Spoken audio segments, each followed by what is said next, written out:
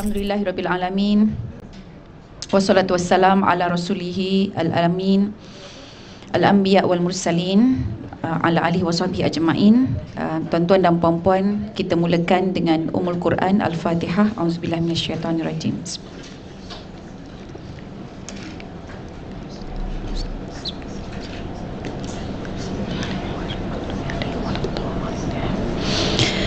Baik, insyaAllah kita sebenarnya rasa saya lah, kalau boleh saya bagi sedikit dalam 2-3 minit ulasan berkenaan tentang apa yang berlaku di Gaza ini. Kalau ikut media barat, CNN-nya ke BBC-nya ke, tuan-puan yang mengarut-ngarut tu, dia mula dah membuat satu liputan tentang tawanan-tawanan ataupun wanita-wanita yang berjumpa dengan tentera-tentera Hamas ni. Jadi dia nak putar belitkan ya kenyataan-kenyataan itu. Macam satu kenyataan di mana pejuang masuk ke dalam rumah, kemudian dia menghormati ada ibu, ada 2 orang anak, kemudian ada ibu yang tua ya. Jadi dia tanya, dia cakap, okey, dia kata awak jangan takut, dia kata kami ini Muslim. Jadi yang perempuan ni kata dia confused. Dia kata aku confused, dia kata. So kenapa mesti yang macam tak perlu takut sebab dia Muslim, sedangkan dia takut sebab dia Muslim kan. Dan kemudian satu lagi dia kata dia confused, dan satu lagi dia rasa bimbang dengan anak-anak dia. Dia kata tapi askar tu tak buat apa-apa dan dia minta izin untuk makan buah pisang. Dia kata boleh saya ambil satu? Jadi dia pun ketawa. Yang itu tidak popular perempuan. Yang tu baca tak? Nampak, perasan tak video tu? Yang itu tidak diwar-warkan sangat, tidak masuk ke dalam berita-berita yang diinterview. Yang teruk adalah di mana yang suaminya kena bunuh ya. Lepas tu dia kata dia sakit hati lah, dia punya perkahwinan selama 41 tahun, kemudian macam-macam lah. Jadi pada saya secara peribadi, saya syukur dengan peperangan ini sebab kita nampak siapa yang lebih humanity sebenarnya ya. Jadi nak menunjukkan bahawa orang-orang Islam ini bila dia berperang, dia ada adab dan akhlak dia. Manakala orang-orang Yahudi terus dia kata, okey, dia kata Gaza ini adalah human animal, kita cut dia punya elektrik, cut dia punya water, cut apa-apa supply pun. Betul tak perempuan? Tengah bersemangat ni. Dan kemudian dia kata itu human animal. Kalaulah itu tidak human, kalaulah dia anggap Gaza itu animal, animal perlu tak air? Perlu kan? Walaupun animal, dia perlukan air. Jadi sekarang ini dia ni human ke dia animal? Israel ni, dia bukan human, dia bukan animal. Dia lebih teruk daripada animal ya. Dia takut dengan Hamas, yang dia serang bukan tenteranya, yang diserang adalah tempat. Memang dia tahu masjid kan, tak tahulah TOLOL betul. Okey, mari kita sama-sama baca doa ya perempuan. Auzubillahi minasyaitonirrajim. Bismillahirrahmanirrahim. Alhamdulillahirabbil alamin, hamdan hamidin, hamdan syakirin, hamdan yuwafi ni'amahu wa yukafi'u mazidah. Allahumma antas salam wa minkas salam, tabarakta rabbana wa ta'alaita ya dzal jalali wal ikram. Sami'na wa ata'na, ghufranaka rabbana wa ilaikal masir. Allahumma ansur juyushal muslimin wa asakirul muwahhidin wa ahlikil kafarata wal rafidata wal mubtadi'ata wal musyrikin wa dammir ya rab a'da'aka a'da'ad-din wansurna alaihim ya rabbal alamin. Allahumma syattid syamlahum wa mazziq jam'ahum wa qallil adadahum wa zalzil aqdamahum wa anzil azaban aliman alaihim biqudratika ya rabbal alamin. Rabbana ya rabbana fansurna alal qaumil kafirin. Rabbana ighfir lana dhunubana wa tawaffana muslimin. Wa sallallahu ala sayyidina wa maulana Muhammad wa ala alihi wa sahbihi ajma'in. Subhana rabbika rabbil izzati amma yasifun wa salamun alal mursalin walhamdulillahi rabbil alamin. Wahai Allah, Engkaulah punca kepada segala keselamatan dan daripadamu lah perlindungan. Engkau maha suci ya Allah, lagi maha tinggi. Wahai Tuhan yang mempunyai kebesaran dan kemuliaan, kami di sini mendengar, patuh dan kami taat. Ampunkan kami ya Allah, ampunkan kelemahan kami. Kepadamu jualah kesudahan kami semua. Wahai Allah, bantulah tentera-tentera muslimin, tentera-tentera mujahidin ya Rabb. askar-askar yang mengesakan hanya Engkau. Binasakanlah orang-orang kafir dan orang-orang yang degil, pembawa-pembawa kepada mudarat dan orang-orang yang menyekutukanmu. Hancurkanlah musuh-musuhmu, musuh-musuh Islam. Bantulah kami ya Rab terhadap mereka, wahai Allah sekalian alam, wahai Tuhan. Pecahkanlah kumpulan mereka, bubarkanlah kesepaduan mereka, sikitkanlah bilangan mereka, goncangkanlah dan kecutkan hati serta kaki-kaki mereka. Turunkan siksa yang pedih ke atas mereka dengan kekuasaan-Mu, wahai Allah, Tuhan sekalian alam. Wahai Tuhan kami, bantulah kami mengatasi mereka, kaum-kaum kafir. Wahai Tuhan kami, ampunkanlah kami atas kelemahan kami dan dosa-dosa kami. Matikan kami ya Rabb sebagai orang Islam yang bersyahadah dengan nama-Mu. Semoga ya Allah sejahterakanlah penghulu kami, Nabi Muhammad sallallahu alaihi wasallam yang kami rindui, keluarganya dan sahabat-sahabat sekaliannya. Ya Allah yang mulia, sampaikanlah salam ke atas para rasul, dan pujian yang sebenar hanyalah untuk-Mu ya Rabb Tuhan sekalian alam. Amin ya Rabbal Alamin. Baik, kita sambung pengajian kita. Puan-puan, kita sampai muka surat berapa 199. Okey, 199. Haji dan umrah. Okey, panduan haji dan umrah bagi wanita. Baik, Masya Allah. Jadi sambil-sambil kita, sebab kita dalam majlis ilmu ni kan, doa pun mustajab ya. Jadi sambil beristighfar, kita doakan sahabat kita di Gaza especially. Baik, bila kita sebut berkenaan haji, nak tahu haji ini dia ditentukan melalui umrah sebenarnya. Nak buat haji apa, memang semua nak haji mabrur kan. Tapi haji yang mabrur itu lihat types dia, jenis dia. Ada yang buat haji ifrad, ada yang buat haji tamattu, ada yang buat haji qiran.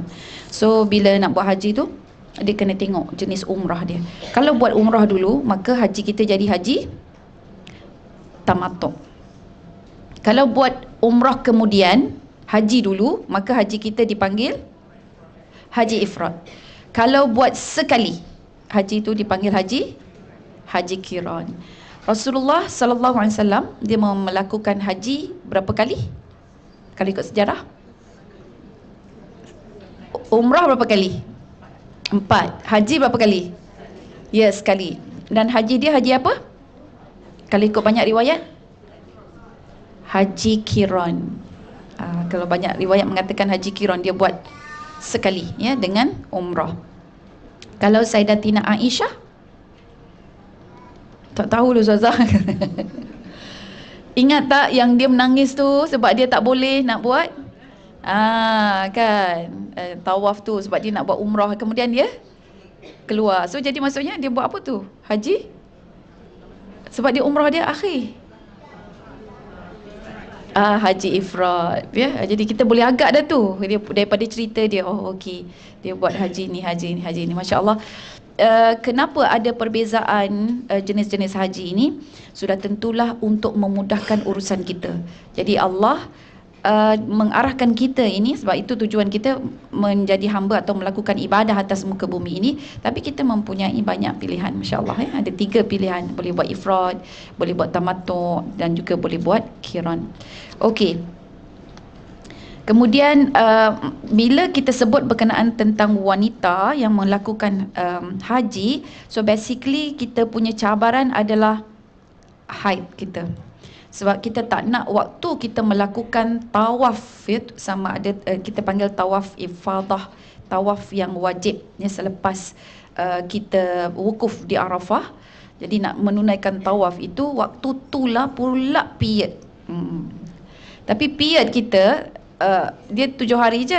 Tempoh dia itu sampai habis Zulhijjah. Maksudnya nak buat tawaf tu masih boleh lagi. Masih boleh lagi. Jadi maksudnya masa untuk melakukan tawaf itu ada. Kenapa kita mesti takut? Ini secara formula umum. Jadi untuk itu sebenarnya saya nak sampaikan message, kalau pergi haji tak perlu ambil pil. Pandangan saya, kecuali kalau memang betul-betul kita bermasalah di mana setiap hari kita period atau setiap hari kita discharge. Jadi tak semua kita punya period atau discharge kita itu dikira haid. Betul tak? Jadi dia ada 15 hari. Cuma saya rasa mungkin minggu lepas saya ada bagi tahu, saya ada berjumpa dengan seorang sahabat kita ini yang dia ada 2 rahim. Jadi 2 rahim tu memang satu habis period, lepas tu nanti ambil satu lagi period juga. Jadi dia tidak cukup 15 hari tempoh suci dia. So jadi yang ini saya sarankan ikut mazhab yang lain lah. Jadi ada beberapa orang kata penyelesaian untuk dia. Baik. Okey, jadi untuk pil penunda haid yang menjadi amalan sesetengah wanita, kenapa saya tak setuju ya perempuan? Ini melalui pengalaman saya bukan doktor, tapi melalui pengalaman saya, biasa yang bermasalah dengan haid semasa di tanah suci adalah mereka yang mengambil pil haid. Saya mesti akan tanya, dalam jumlah 500 jemaah kami ya, saya yang lepas ada sekali saya bantu Andalusia. Ada satu masa tu saya tahun 2006 saya pun pergi sendiri dengan rombongan kami 30 orang. Jadi daripada rombongan 30 orang tu ada yang seorang tu dia ambil pil. Dia juga ada problem. Yang lain tak ambil pil.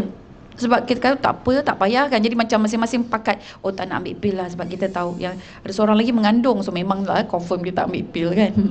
Okey, jadi daripada 30 orang tu satu ambil pil. Dan yang dia ada masalah. Okey, and then kemudian masa haji yang tahun 2018 pun sama. Yang datang ke kaunter untuk consultation tu, tanya tentang hukum-hukum haid dan sebagainya adalah mereka yang mengambil pil. So tapi saya tak rasa semua, cuma yang datang consult tu majoritinya adalah yang ambil pil. So kalau daripada 500 orang yang datang jumpa dengan kami itu, saya rasa lebih daripada 20 orang. Satu saja yang tak ambil pil. Yang lain semua ambil pil. Okey. Jadi itu pandangan saya ya. Secara ilmiah, jadi tak payah, sebab tak payah. So let's say kalau misal kata kita time lepas kita wukuf itu kita nak melakukan tawaf, kita period, jangan buat dulu. Relax dulu. Tenang-tenang dulu, minum air teh dulu, cari jus tebu dulu ke kan. Tenang-tenang, rehat-rehat dulu kan. So tapi of course lah kan, kita merasa risau lah. Tak mengapa, tahan, relax. Dan seandainya dekat dengan tarikh penerbangan dan kita tak suci lagi, kita boleh jumpa dengan pihak tabung haji. Sebab banyak penerbangan. So kita boleh switch ke, kita boleh menyelit ke kalau ada tempat kosong. Jadi bagi tahu, maklumkan saja kepada bahagian pengurusan ya. Baik, ada ulama yang mengharuskan untuk penggunaan pil, antaranya adalah Imam Ahmad. Dan begitu juga seperti yang telah dijelaskan oleh Ibnu Qudamah Al-Hambali. Namun mereka tetap meletakkan syarat. Maksudnya bila ambil pil itu pastikan tiada kesan-kesan sampingan ataupun yang memudaratkan. Sebenarnya 2. Nombor 1, pil yang kita ambil itu bukan najis. Yang kedua, tidak mudarat. Okey. Di Malaysia, isu ini difatwakan pada 28 Jun 1985 namun tidak diwartakan. Apakah keputusan fatwa? Keputusan fatwa hukum wanita-wanita yang menggunakan pil menahan kedatangan haid dalam tempoh mengerjakan ibadah, hukumnya adalah harus. Okey, so boleh underline harus tu. Sekiranya ia tidak mendatangkan kemudaratan kepada penggunanya. Okey. Jadi secara ilmiah penggunaan pil ini tidak digalakkan even oleh pakar-pakar perubatan pun, sebab dia boleh memberi kesan negatif untuk jangka masa panjang. Okey. Jadi sekiranya darah ini terganggu, dia boleh menyebabkan masalah antaranya kanser payudara serta menyebabkan proses menopause berlaku lebih awal. Jadi kita tak jangka kan, maksudnya makan pil hormon itu dia boleh mengakibatkan kanser, wal'iyadzubillah.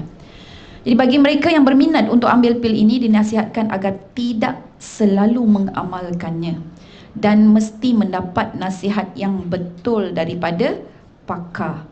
Okey, maka seandainya didapati pengambilan pil tersebut memudaratkan, maka hukum harus bertukar menjadi haram. Bagus, takut sebut halal tadi.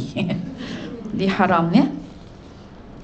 Okey, jadi selain itu keyakinan bahawa Islam ialah agama fitrah perlu kita imani, ya.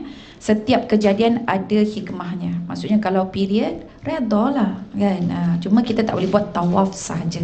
Yang lain boleh, wukuf, melontar, semua boleh, ya. Tapi janganlah buat sa'i dulu baru tawaf. Macam tu saya siapkan sa'i dululah ustazah. Nanti baru tawaf. Tak, sebab tawaf tu dia diiringi selepasnya sa'i. So kalau buat sa'i dulu pun tak apa. Tapi lepas tu dapat dah tawaf, lepas tawaf ifadah, kena buat sa'i balik. Macam tu, ya. Okey. Baik, bab yang ke-10. Jadi ada satu hadis ini sangat menarik dalam 200 muka surat 202. Semasa haji wida, Rasulullah sallallahu alaihi wasallam bertemu dengan Aisyah dan baginda melihat beliau sedang menangis. Ketika itu Aisyah radhiyallahu anha telah pun siap berihram umrah, ya. Maka baginda bertanya, kenapa engkau menangis? Adakah engkau kedatangan haid? Nabi dah agak dah, kan? Nabi tanya, Nabi jawab. Kemudian Ummul Mukminin menjawab, ya. Lalu baginda berkata, ini adalah ketetapan Allah untuk anak-anak perempuan Adam. So kalau kita datang ke tanah suci itu, kita sedang mencari dan mengejar redha Allah. Dan seandainya period juga pelat-pelat sikit, maka kita redha. Bila kita redha dengan period itu, so sebenarnya kita dah sampai kepada kita punya target kita. Jadi redalah dengan pemberian Allah, dan setiap sesuatu itu ada dia punya jalan keluar. Baik, muka surat 204, sembelihan haiwan ataupun sembelihan wanita bab 10. Siapa pernah menyembelih? Sembelih ayam, angkat tangan. Cepat mengaku. Tak ada. Pernah sembelih ayam? Tak pernah. Sembelih kambing? Oh, lagilah ustazah. Saya sampai kambing je, lembu saya belum lagi. Ayam ada, kambing, ayam banyak kali dah. Memang dari dulu kecil-kecil tolong pegangkan ayam lagi. Masa ayah saya sembelih, pegang aja biasa. Tapi perempuan, anak-anak kita memang kita kena ajarlah. Sesekali kan buat satu projek sembelih ayam. Anak-anak perempuan ke anak-anak lelaki. Kita sebut anak-anak perempuan kan. Masalahnya anak lelaki pun terbang bila tengok ayam. Bukan ayam yang terbang, dia yang terbang. Jadi kita kena membiasakan dia dengan sumber makanan kita. Sebab kita nak letak hanya abang bangla je yang sembelih kan. Sikit-sikit dia kan. So biar dia at least ada pengalaman lah. Once in a while ataupun once in a year. Once upon a time susah lah kan. Once in a year, jadikan annual project supaya anak-anak kita yang lelaki dan yang perempuan dia akan sembelih. Biar ayah dia duduk sebelah, ajar, ya. Macam anak lelaki saya menggeletar tu, umur 14 tahun masa nak sembelih kambing. Menggeletar, tapi alhamdulillah tak nampak sangat. Dia menggeletar teruknya selepas sembelih. So waktu nak sembelih tu teragak-agak dia pandang kita pandang tu mana ni kan. Lepas tu bila ayah dia duduk sebelah saja, pegang aja sebelah dia, pegang badan kambing tu je, terus dia berani, terus dia potong. So jadi di situ nampak ada bonding antara ayah dengan anak kan. Ayah sendiri nampak anak dia itu perlukan dia punya presence rather than present gift kan. Okey. Jadi kita biasakan mereka mengurus sumber makanan, especially yang lelaki. Yang perempuan ini pun biar dia berani. Sebab dia dengan ayam takut, kucing takut, lipas pun takut. Semua benda takut. Padahal lipas dengan dia tu lebih, dia lagi besar, jari kaki dia pun lagi besar daripada lipas tu. Baik, jadi dalam Islam sembelihan bertujuan mematikan haiwan dengan cara yang berhikmah, tuan-puan. Sesekali bincangkan, ada kajian, boleh cari ke Google aja, kelebihan menyembelih dengan electrical shock. Jadi bincangkan bersama dengan anak-anak gitu. Jadi kajian menunjukkan kalau kita sembelih je, jadi kita memutuskan kan urat darah, urat marih yang angin dia tu kan, pernafasan dia, dan juga urat makanan. Jadi waktu kita potong tu, otak dia macam surprise. Dia tak tahu. Jadi otak ni dia tidak merasakan orang kata gementar, kecuali kalau kita tayang pisau kat depan dia. Tu yang tidak boleh tayang, sebab dia dah nampak daripada awal lagi. Jadi dia akan ada rasa gundah gulana lah. Okey, tapi kalau kita terus sembelih, sorokkan pisau belakang dan kita sembelih, jadi otak tu dia still command seluruh body system dia untuk beroperasi seperti biasa. Jadi jantung itu akan tetap berdegup sebagaimana biasa. Dan apabila jantung berdegup dan kemudian kita dah sembelih, darah daripada badan akan keluar. So darah ini adalah sarang kepada kuman dan penyakit. Jadi bila keluar daripada tubuh badan haiwan itu, maka haiwan itu menjadi bersih. Menjadi bersih. Dan bila dia tak perasan, kita putuskan itu, jadi yang body ini mesej kata sakit, dia tak boleh sampai ke otak.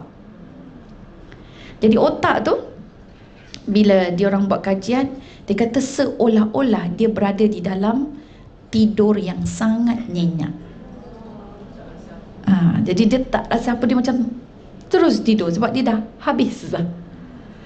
Manakala yang guna electrical shock, pertama lagi dia dah rasa dia punya sakit tu, otak tu dia dah mulalah dia kata sakit, kenapa.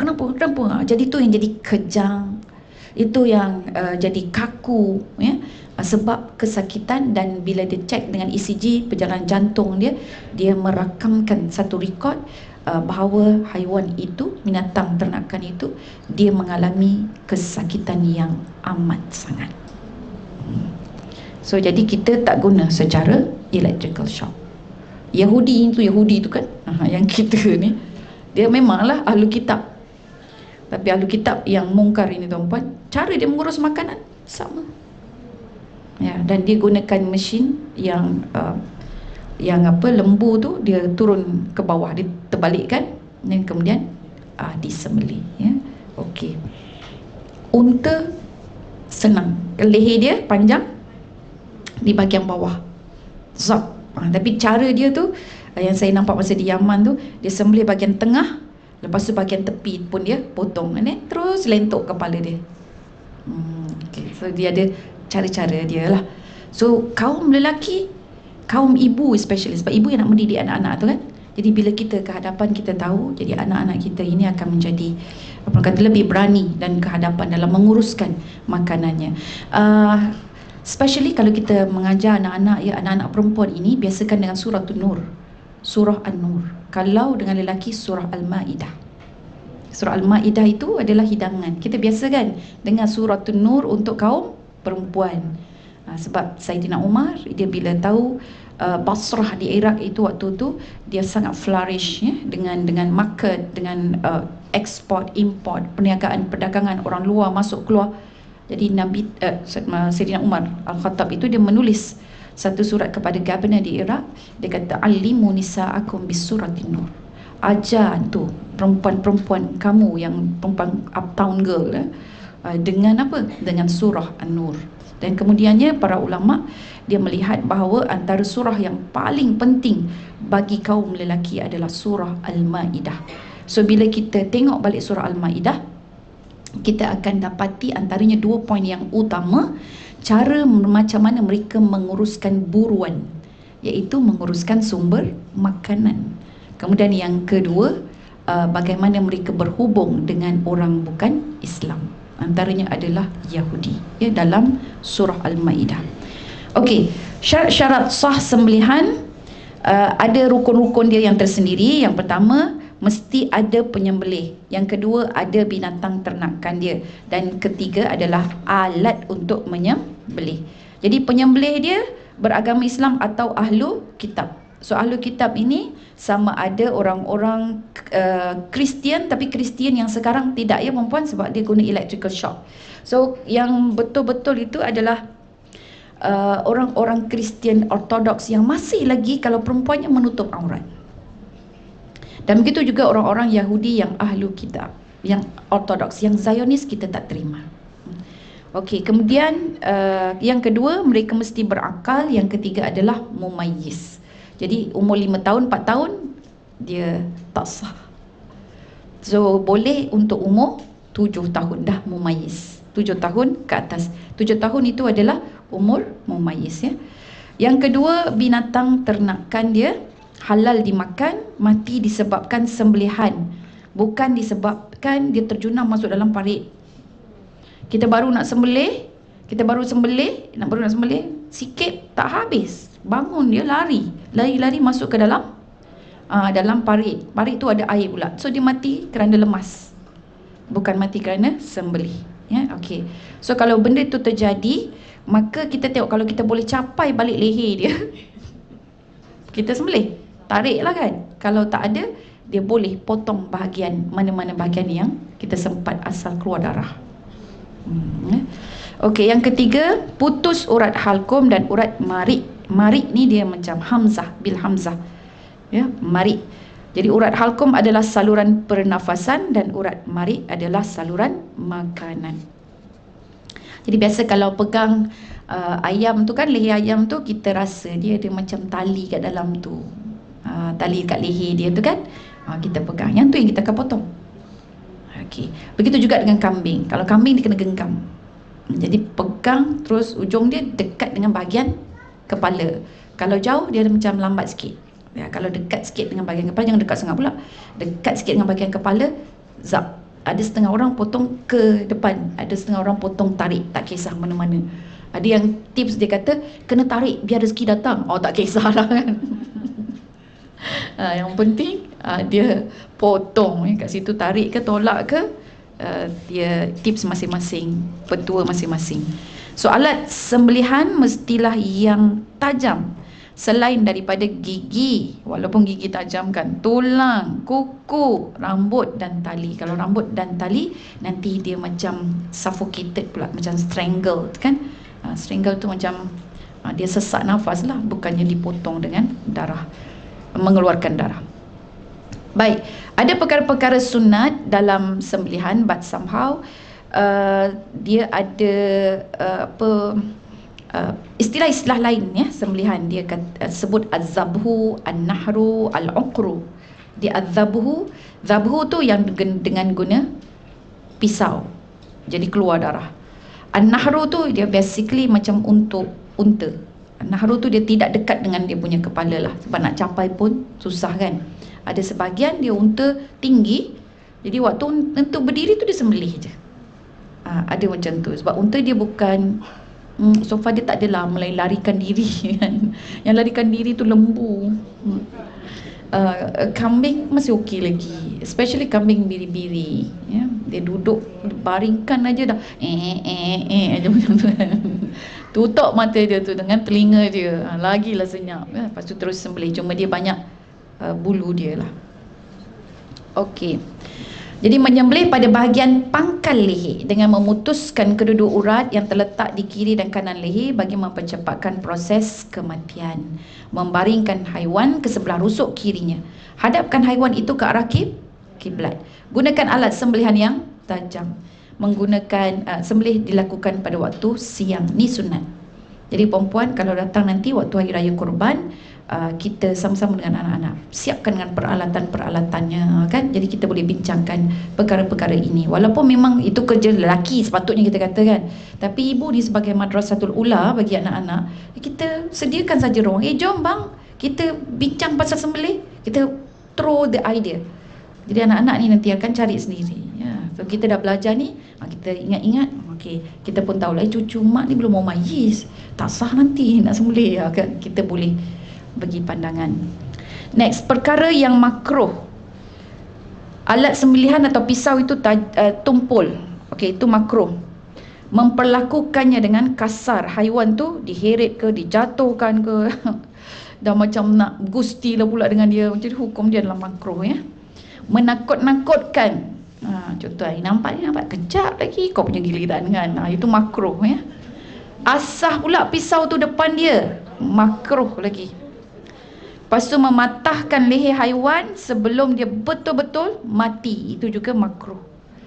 Melapah haiwan sembelihan dalam keadaan ia belum mati sepenuhnya, itu juga makruh.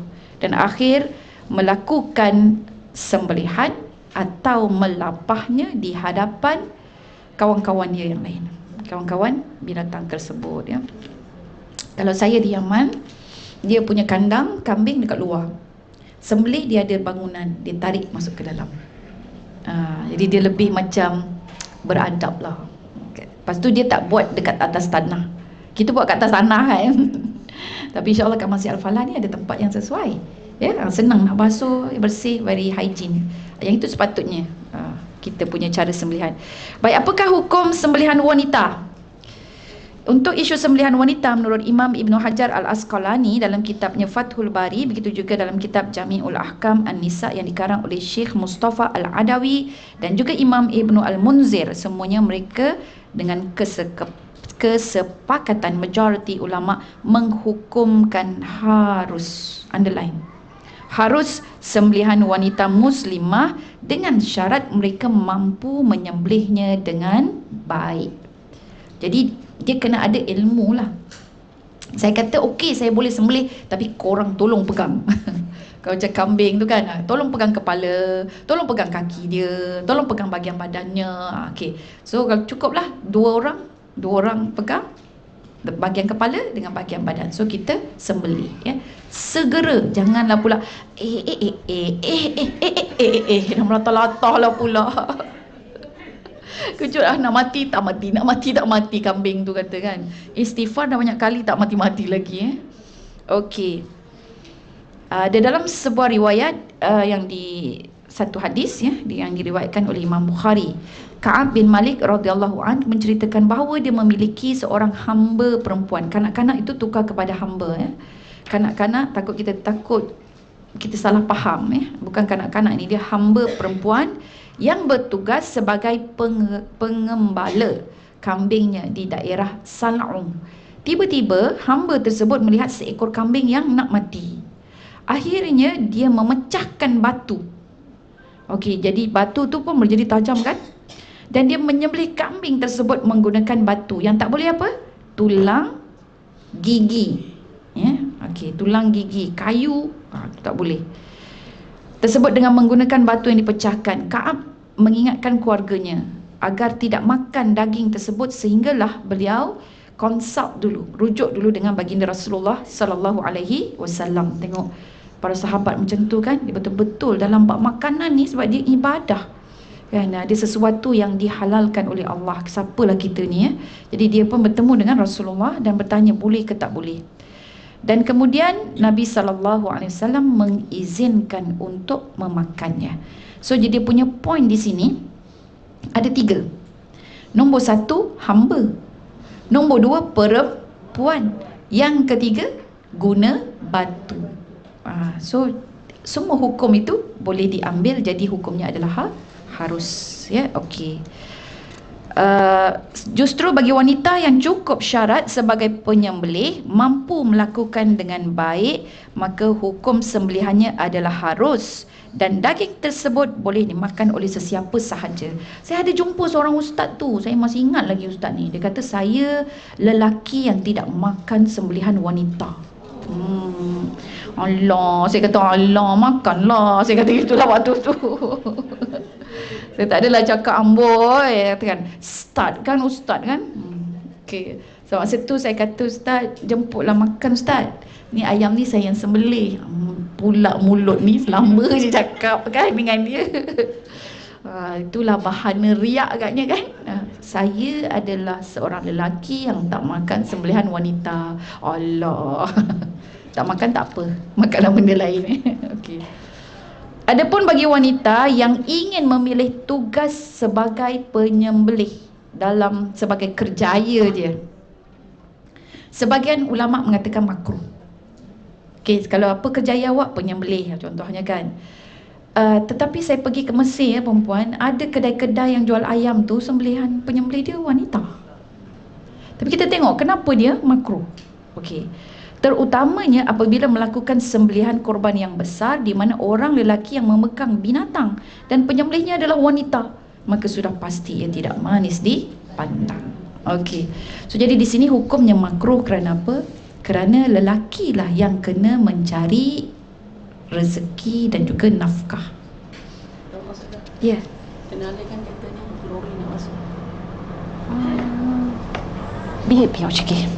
Baik, kepada pemilik kereta BPH 481 Saga Putih.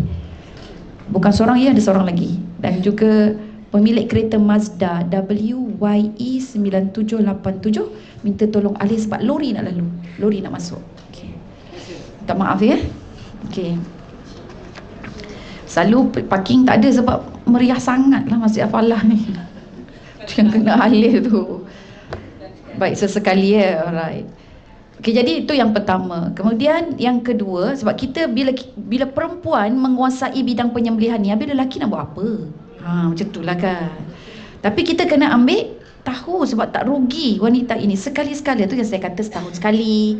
So bila kita ada pengalaman seperti itu, memang sangat bermakna untuk kita lah. Kita jadi lebih berani ya. Kalau ada apa-apalah yang berlaku ya. Okay, saya teringat masa saya mengajar penyembelihan ini dengan pelajar saya semasa di universiti dulu. Budak-budak perempuan gitu. Saya ingatkan budak perempuan semua macam tu, rupanya ada juga lelaki. Nak muntah pula. Padahal video je kan, bukan real tu. Terus keluar. Lepas tu kenapa? Rupanya dia pening. Pening tak boleh tengok darah tu. Dia punya ubat satu je perempuan. Jangan bagi dia tengok darah. Salah. Kalau dia dah pening-pening macam tu, kena biasakan. Kena selalu kan. Lagi bila dah biasa, dia akan alah bisa tegal biasa. Saya dulu masa ada pembantu rumah saya lah, bibi tu, dia tak biasa naik kereta apa semua. Jadi bila ikut dengan saya, kita duk keluar je kan. Jadi dia asal balik je muntah tu, guling-guling dia dekat halaman rumah tu kan. Saya kata, lepas ni bibi kena lagi ikut saya. Lagi muntah dia. Tapi memang seminggu je perempuan. So lepas tu relax. Tak ada. Jadi dia nak membiasakan body dia untuk seimbang tu, dia perlukan kebiasaan. So jangan putus asa. Okey. Next adalah 2 kali sembelihan. Apa hukumnya? Dalam kitab Fiqhul Manhaji menyebut bahawa mazhab Syafi'i mensyaratkan urat halkum dan marid perlu putus dengan sekali sembelihan. Sekiranya berlaku sembelihan 2 kali, seperti pisau itu terlepas, sembelihan tersebut dikira sah dengan syarat binatang tersebut masih lagi dalam hayah mustaqirrah. Maksudnya kehidupan masih nyawa dia nyawa yang kuat lagi lah. Sewaktu nak sembelih kali kedua. Tu syarat dia. Okey. Sekiranya sembelihan pertama belum sah, tak putus lagi. Okey. Kemudian binatang terlepas dan mengambil masa yang lama untuk dilakukan sembelihan kedua, sedangkan dia sudah sampai kepada hayah mazbuhah. Mazbuhah maksudnya hayah mazbuhah adalah nyawa lepas kena sembelih. Nyawa dia dah macam tak bergerak sebagaimana binatang yang disembelih, maka sembelihan itu tidak sah. Jadi kan kalau lepas sembelih tu kan dia macam terkulai, kaki dia terkuis. Yang itu kalau nak sembelih kali kedua dah tak sah. Dia dah jadi bangkai lah. Itu mazhab Syafi'i. Jadi mesti pada hayah mustaqirrah. Maksudnya hidup dia masih ni lagi. Jadi nak potong terlepas boleh pula dia lari ketekut contohnya kan. Padahal dah meleleh darah tu. Tengok yang itu mustaqirrah ke hayah mazbuhah. Mustaqirrah boleh tangkap balik sembelih ya. Okey. Tapi berhati-hatilah, dan actually elok sangat kalau di masjid-masjid ini buat kelas penyembelihan. Bukan saja kelas menyembelih, tapi kelas menumbangkan lembu. Sebab kita punya cabaran lembu lebih. Kan? Ada yang bila lembu tu tarik je kepala dia, penyembelih pegang parang ni. Melantun. Lepas tu bila kena pula tertikam pada pemegang yang pegang kepala tu. Innalillah sudah kan. Jadi kita tak nak ada tragedi begini. Sebab itu dalam Islam kita kena ada ilmu kan. Okey. Jadi penyembelihan cara Islam lebih bersifat ihsan kepada haiwan kerana pemotongan salur darah menyebabkan haiwan ini tidak merasai kesakitan. Itu yang saya ceritakan tadi ya. Okey, habis dah masuk ke bahagian yang pertama, kecantikan dan perhiasan wanita. So lepas ni boleh sembelih ya?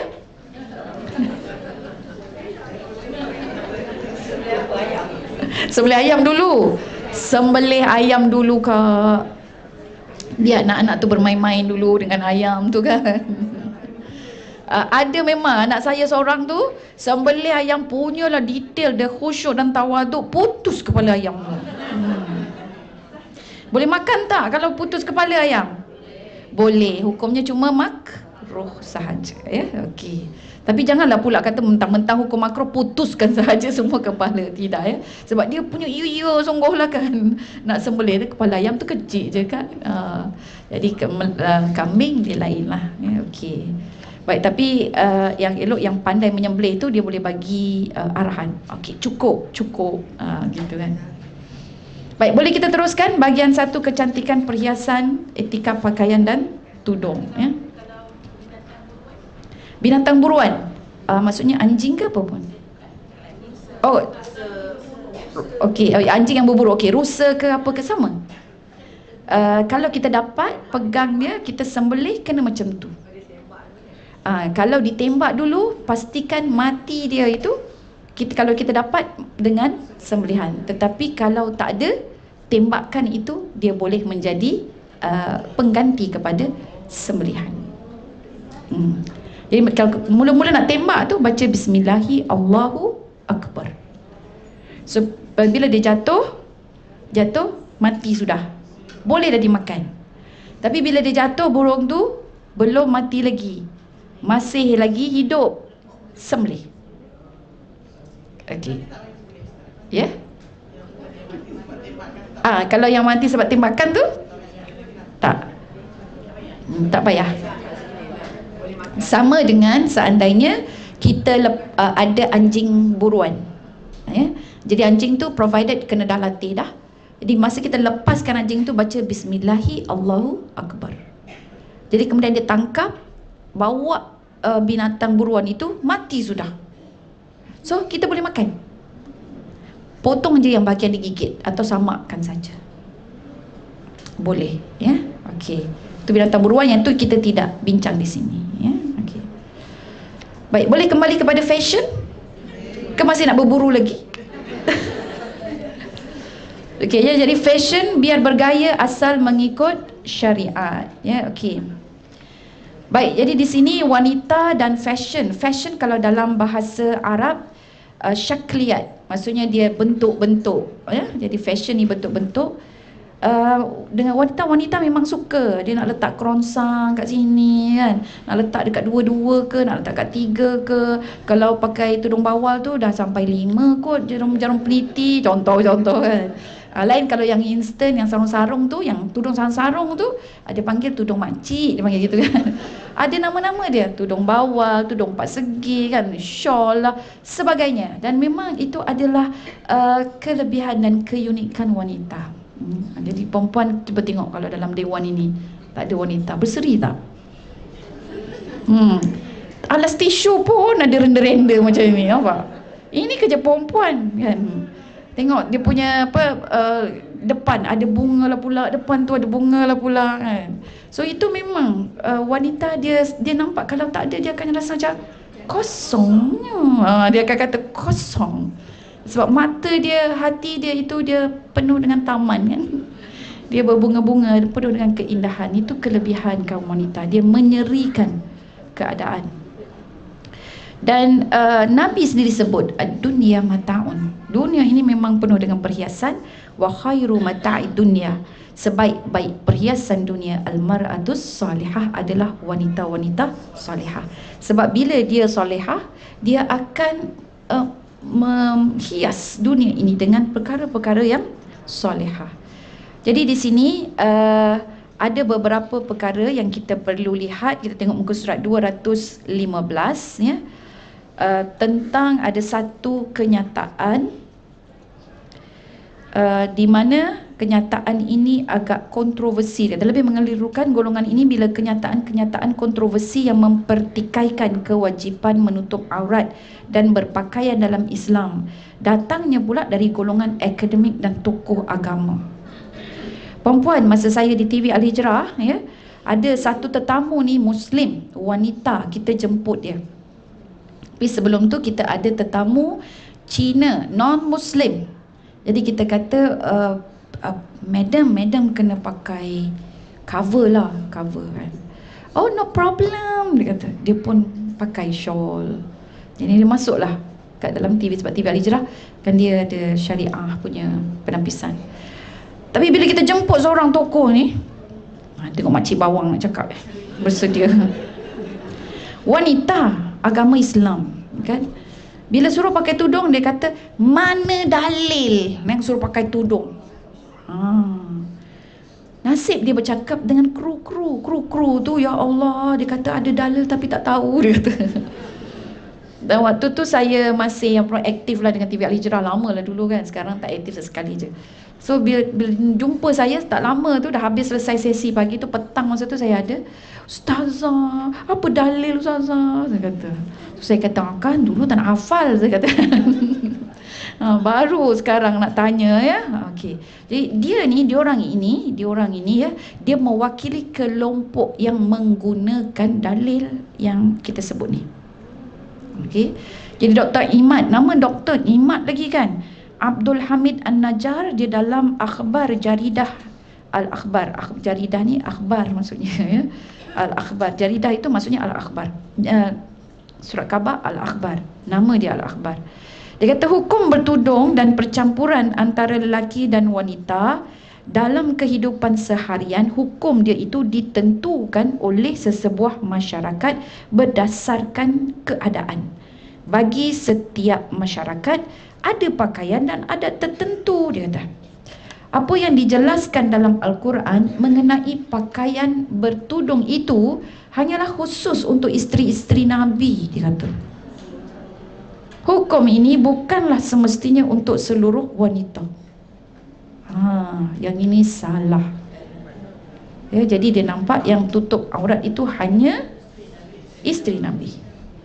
Okey, amat malang bila kenyataan ini keluar pula disokong oleh beberapa kelompok-kelompok fahaman-fahaman yang lain, ya. Jadi salah. Yang cakap tu orang Islam sendiri. Ya. Okey, etika pakaian. So yang tu salah. So bear in mind, maksudnya tidak semua orang menyokong menutup aurat ini.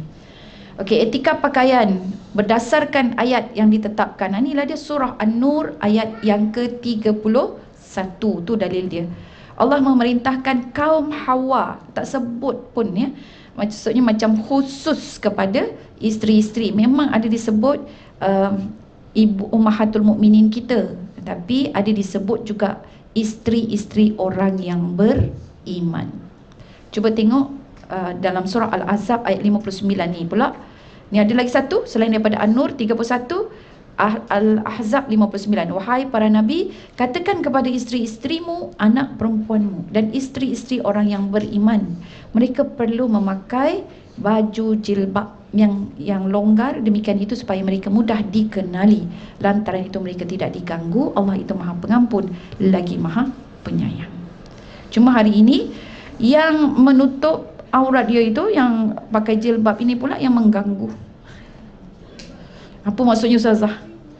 Saya dapat banyak aduan daripada kaum Adam kita di tempat kerja. Dia kata yang perempuan tu pula yang datang, memang pakai tudung, memang menutup aurat, tapi ketatlah Ustazah, manja yang amat Ustazah. Dia kata, bergetar jiwa saya. Macam mana nak nasihatkan Ustazah, kalau kita ingatkan dia merajuk nanti tak cakap dengan kita sebulan. Kata gitu. So apa daya saya? Apa daya saya? Sebab dia memang menggugat. Dia kata gitu kan. Jadi dia pun tergugat. So, lepas tu dia kata kalau tu pandang ke bawah aja, dia kata sombong, dia cakap. Dah kenapa sombong pula? Macam tu dia kata. Jadi macam mana ni Ustazah? Saya kata doa je lah. Lepas tu buat majlis ilmu banyak-banyak macam ni. So then jangan ikut musim. So bila ada majlis ilmu macam ni, kita akan ingatkan kaum keluarga kita ini. Walaupun dia dah tahu sebenarnya, tapi dia kadang-kadang longgar waktu itu iman dia down. So dia ada tendensi lah untuk macam tu ya. Okey. Jadi ada beberapa garis panduan. Yang pertama, pakaian yang dia pakai itu mesti menutup aurat. Yang kedua, pakaiannya itu longgar, pakaian dia labuh, tidak jarang, tidak bercorak dan berwarna keterlaluan. Pakaian itu bukan pakaian lelaki dan tidak pula menyerupai agama lain. So selama mana kita boleh observe benda ini, insya-Allah kita akan berpakaian mengikut syarak ya. Muka surat 219. Pakaian yang menutup aurat, tengok ada dalil dia ni ha. Ummul Mukminin Sayyidatina Aisyah, dia cerita Asma bintu Abu Bakar, iaitulah kakak dia satu bapa tapi dua ibu ya. Dia jumpa dengan Nabi, maksudnya ipar lah kan. Jumpa dengan Nabi memakai pakaian yang nipis. Baginda sallallahu alaihi wasallam dia berpaling dan dia pun kata, wahai Asma, sekiranya wanita itu sudah baligh, maka seluruh anggota badannya itu perlu ditutup, tak boleh dilihat kecuali ini dan ini. Ini dan ini itu Nabi mengisyaratkan kepada muka dan juga pergelangan tangan ke depan ya. Berdasarkan hadis ini jelas menggambarkan kepada kita bahawa kaki wanita juga adalah aurat. Jadi berdasarkan hadis ini. Tapi secara umum mazhab Syafi'i dia mengatakan itulah kaki aurat. Tapi yang umumnya ada yang mengatakan kaki bukan aurat ya. Okey, tapi kita mazhab Syafi'i. Okey, nombor 1. Yang kedua, pakaian yang longgar. Tengok, ada juga dia punya dalil dia. Riwayat Bukhari dan Muslim, sabda Nabi, mafhum dia, sesungguhnya di antara ahli neraka itu ialah perempuan-perempuan yang berpakaian tapi telanjang. Mereka cenderung kepada maksiat dan menarik orang lain untuk melakukan maksiat. Mereka sama sekali tidak akan masuk syurga dan tidak akan mencium harumnya. Elok-elok dah tutup aurat pakai tudung, sekarang buka pula satu. Perasan ke tak? Alhamdulillah. So samping baca Al-Quran, bacalah juga Instagram. Alasan dia tak layak, dia tidak sampai lagi, tak bersedia, macam-macam lah alasan kan. Tapi malaikat maut sentiasa bersedia kan. Yang ketiga, pakaian yang labuh. Okey, pun ada dia punya dalil. Ayat Al-Quran di sini yang kena melabuhkan, sebab tu dipanggil jilbab ya. Jilbab tu macam kelambu. So kelambu tu dia akan menutup, dia bukan membalut ya. Dia menutup lain, membalut lain. Riwayat Abu Daud pula hadis, bagaimana pula dengan wanita ya Rasulullah? Ini masa bila? Sewaktu baginda Nabi melarang kaum lelaki melabuhkan kain. Jadi Sayyidatina Ummul Mukminin Ummu Salamah ditanya dengan Nabi. Dia kata, macam mana pula dengan perempuan? Jadi Nabi menjawab, labuhkanlah sejengkal. Okey, sejengkal maksudnya sampai ke kaki. Sebab yang untuk lelaki tu dia bahagian betis, jadi labuhkan sejengkal. Dan kemudian Ummu Salamah kata, oh terlihatlah kaki kami. Dan kemudian Nabi kata, labuhkan sehasta. Jadi bila labuh sehasta, tidak boleh lebih dari itu. Jadi kalau sehasta, terheret tak? Oh, seret lah. Dan ada hadis yang lain, dia kata, oh kalau terseret, macam mana dengan najis ya Rasulullah? Jadi Nabi pun berpesan, tanah selepas itu akan mensucikan najis itu. Lepas tu kalau kita pergi ke Mekah, ke Madinah, kita tengok, ya Allah panjang-panjang, tak heret-heret kan, gitu kan. So dia orang, by the way, dia mazhab Hambali ya. Okey. Hadis ini secara umumnya menuntut kaum Hawa untuk melabuhkan pakaian mereka, sebab waktu tu tidak ada stokin. Jadi stokin itu kita boleh tutuplah kaki kita. Tapi ada sebahagian kata, oh itu stokin sebab dia membentuk. Kan. So jadi kita macam tidaklah terlalu syadid sangat. Kalau macam tu, macam mana kita nak keluar kan? Nak naik kuda pun tak boleh kan? Kaki lampu macam mana, nak naik tangga pun terjatuh-jatuh, tersembam kan? Sebab duk terpijak Okay. Hadis ini secara umumnya kita melabuhkan pakaian agar tidak kelihatan aurat serta bentuk tubuh. Namun pada bahagian kaki, wanita pada zaman Nabi dia melabuhkan kain hingga menutup kedua-dua kakinya. Lantas baginda mengarahkan agar wanita melabuhkan kain sekadar sehasta, tidak boleh lebih kerana dikuatiri terkena najis dan timbul perasaan riya. Ni pendapat penulis, ya.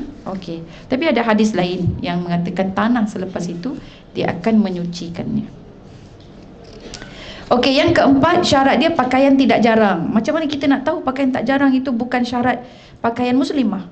Dia punya hadis yang ini. Usama bin Zaid dia menceritakan bahawa Nabi SAW pernah menerima hadiah sejenis kain kiptiyah.